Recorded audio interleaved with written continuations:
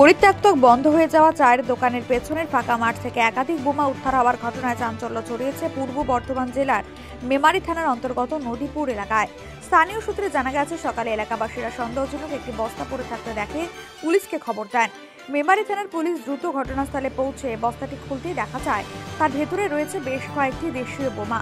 ঠিক কতগুলি বোমা রয়েছে তা এখনো নিশ্চিত করে জানানো যায়নি। বোমা উদ্ধারের পর থেকেই গোটা জায়গাটি ঘিরে রেখেছে পুলিশ। ঘটনাস্থলে তদন্ত শুরু হয়েছে আজ বিকেলে। ঘটনাস্থলে পৌঁছে বোম ডিসপোজাল স্কোয়াড এবং সেগুলি উদ্ধার করে দামোদর নদীতে গিয়ে ডিসপোজাল করে।